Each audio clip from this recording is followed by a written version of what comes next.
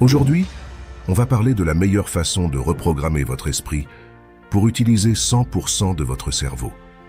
Vous avez peut-être entendu dire que nous n'utilisons que 10% de notre cerveau. Sachez que c'est une idée fausse qui a été popularisée par le film Lucy de Luc Besson. En réalité, nous utilisons tous les aspects de notre cerveau, mais pas nécessairement en même temps. Cependant, il est possible de reprogrammer votre esprit pour utiliser votre cerveau de manière plus efficace. Dans cette vidéo, je vais vous expliquer comment faire, en m'appuyant sur les connaissances du livre Biologie des croyances du Dr Bruce Lipton. Il faut savoir que notre cerveau est un organe électrique. Il est composé de neurones, qui sont des cellules qui communiquent entre elles par des signaux électriques. Ces signaux électriques sont responsables de toutes nos pensées, de nos émotions et de nos actions. La façon dont nos neurones communiquent entre elles est influencée par nos croyances. Nos croyances sont des programmes mentaux qui nous guident dans notre vie, et elles déterminent ce que nous pensons, ce que nous ressentons et ce que nous faisons. Le problème, c'est que tout se joue à notre naissance. Dès lors que nous venons au monde, nous naissons tous dans une famille différente, ainsi qu'un environnement différent. Ce cadre de vie va déterminer nos croyances, et nos croyances détermineront notre avenir. Par exemple, les enfants qui grandissent dans des familles pauvres sont plus susceptibles d'être exposés à des messages négatifs sur la richesse et la pauvreté. Ces messages peuvent les programmer à croire qu'ils sont destinés à être pauvres. Car si une personne est persuadée qu'elle sera pauvre toute sa vie, elle n'entreprendra aucun projet pour devenir riche. À l'inverse, les enfants qui grandissent dans des familles riches sont plus susceptibles d'être exposés à des messages positifs sur la richesse. Ces messages peuvent les programmer à croire qu'ils sont destinés à être riches, et généralement, ils entreprendront des projets pour le devenir. L'éducation est donc un aspect important de notre environnement, car elle nous transmet des connaissances, des valeurs et des croyances qui vont influencer notre façon de penser et de nous comporter. Pour Bruce Lipton, ce phénomène s'explique par le fait que les cellules de notre corps ne sont pas seulement des machines biologiques, mais qu'elles sont également capables de recevoir et de traiter des informations de leur environnement. Il a appelé ce système de communication la matrice biologique. La matrice biologique est un champ d'énergie qui entoure et pénètre toutes les cellules du corps. Elle est responsable de la coordination des activités cellulaires et de la transmission des informations génétiques. Celle-ci est particulièrement sensible aux informations provenant de l'environnement. Les pensées, les émotions et les expériences que nous vivons ont un impact direct sur la matrice biologique et par conséquent sur nos cellules. Par exemple, si nous vivons dans un environnement stressant, la matrice biologique va produire des hormones de stress qui vont perturber le fonctionnement des cellules. Ce stress peut entraîner des problèmes de santé, tels que l'hypertension, les maladies cardiaques et le diabète. C'est ce qui peut expliquer pourquoi certaines choses se transmettent de génération en génération. Et inversement, si nous vivons dans un environnement positif, la matrice biologique va produire des hormones du bonheur qui vont favoriser la santé et le bien-être des cellules. Donc en réalité, cela explique la célèbre citation de Jim Rohn qui dit que « Nous sommes la moyenne des 5 personnes que nous côtoyons le plus ». Car nos fréquentations ont une réelle influence sur notre vie, que ce soit pour atteindre nos objectifs, pour avoir des pensées positives ou même pour se dépasser. Mais maintenant que nous savons tous ça, nous allons voir comment changer cette programmation, car comme je vous le dis souvent, il existe toujours une solution. Il est donc possible de changer notre programmation, même si nous avons été exposés à des messages négatifs dans notre enfance. La première étape consiste à être conscient de nos croyances. Par exemple, vous devez savoir au fond de vous quelles sont vos croyances limitantes.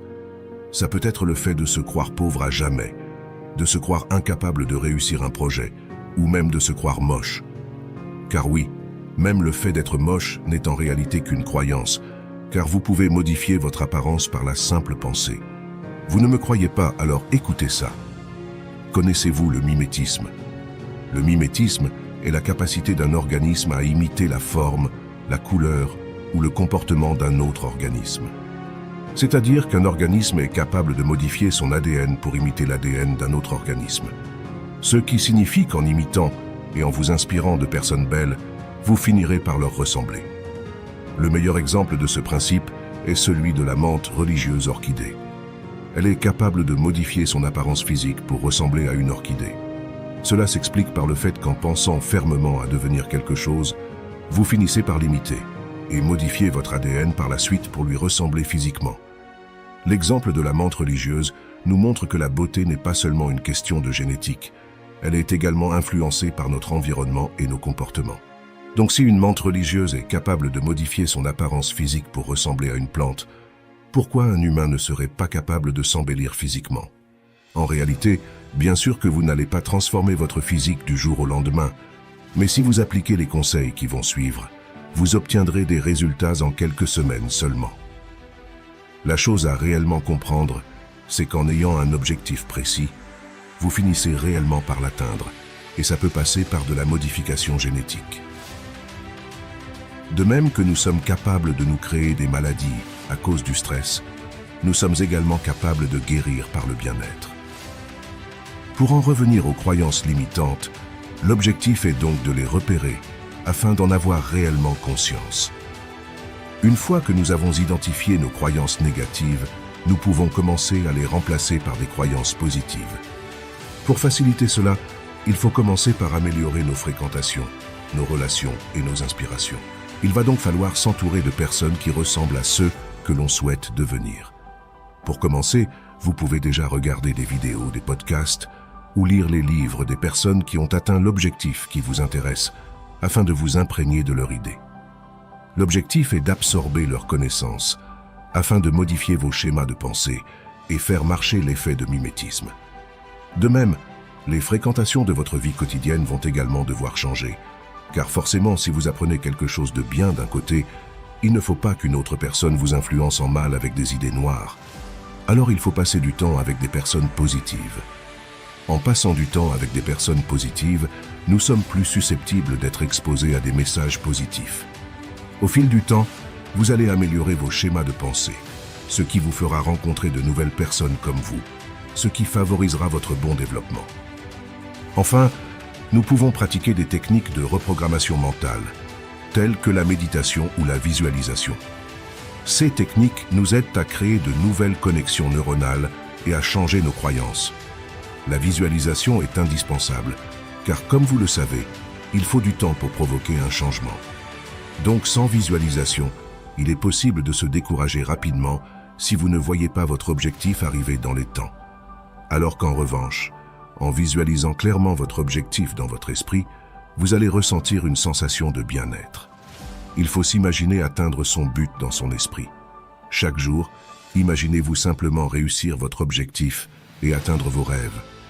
Faites ça quotidiennement, plusieurs fois par jour, car cela vous fera naître un sentiment de gratitude. C'est une émotion importante à cultiver lorsque vous pratiquez la visualisation, car en vous imaginant réussir, vous créerez un état d'esprit positif qui vous aidera à atteindre votre but. De plus, l'imagination a un pouvoir fascinant, puisque vous allez réellement créer des images mentales vous voyant réussir. Et ce qui est fou, c'est que votre cerveau ne fait pas réellement la différence entre les images créées par l'imagination et les vraies images vues par vos yeux. Vous avez déjà pu le remarquer avec les rêves. Parfois, on ne sait pas si notre rêve était vrai ou non. Avec la visualisation, cela fonctionne pareil, mais il faut le faire chaque jour. Ainsi, ça deviendra une habitude au bout de quelques semaines, et vous le ferez sans vous en rendre compte. Mais pour consolider le tout, il faut être persévérant quoi qu'il advienne, car la visualisation ne fonctionne pas du jour au lendemain. Il faut de la pratique et de la patience pour voir des résultats. Donc restez constant et persévérant, et vous réussirez à reprogrammer votre esprit pour atteindre vos objectifs. On arrive donc à la fin de la vidéo. N'hésitez pas à vous abonner et à mettre un pouce bleu pour soutenir la chaîne. Et je vous dis à tout de suite dans une prochaine vidéo.